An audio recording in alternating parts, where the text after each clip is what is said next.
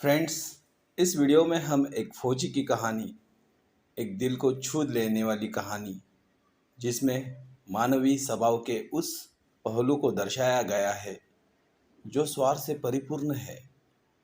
यह एक सैनिक की कहानी है जो अपनी जान पर खेलकर देश के लिए लड़ता है, मगर उसके बाद उसे जीवन और अपने करीबियों के दिल में छुपी वास्तविकता का पता चलता है।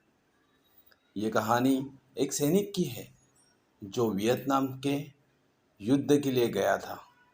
युद्ध समाप्त होने के बाद जब उसके घर लौटने की बारी आई तो उसने अपने माता पिता को सैन फ्रांसिस्को से फ़ोन किया। माँ और पिताजी, मैं घर आ रहा हूँ, लेकिन घर आने से पहले मुझे आपसे एक बात पूछनी है। मेरा एक दोस्त है जिसे मैं अपने साथ घर लाना चाहता हूँ। क्या मैं उसे ला सकता हूँ?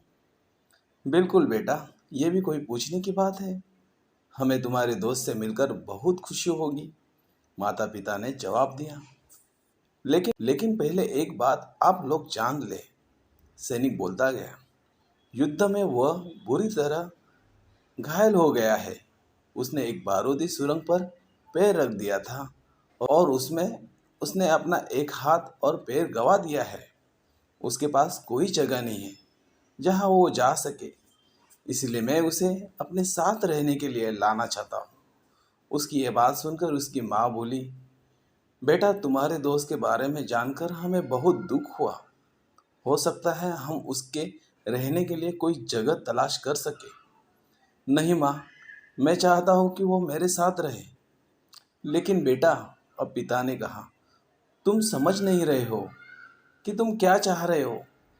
इस तरह का अपाहिज व्यक्ति हमारे लिए कितना बड़ा बोझ होगा।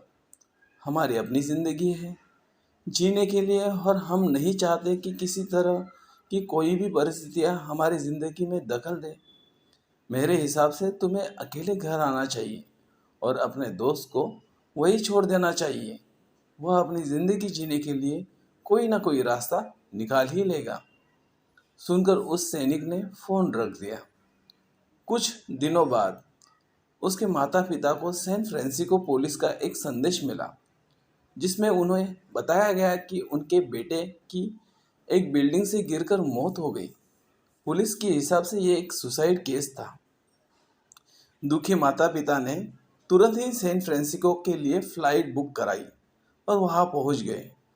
वहां उन्हें शहर के मुर्दाघर ले जाया गया ताकि वे अपने बेटे की पहचान कर सके। उन्होंने उसकी पहचान कर ली, किंतु ये देखकर उनकी कंपकपी छूट गई कि उनके बेटे का बस एक हाथ और एक पैर था। दोस्तों, इस कहानी में जो माता पिता है वे हमसे बहुत से लोगों की तरह है जो अपनी सुविधाओं को सबसे अधिक महत्व देते हैं।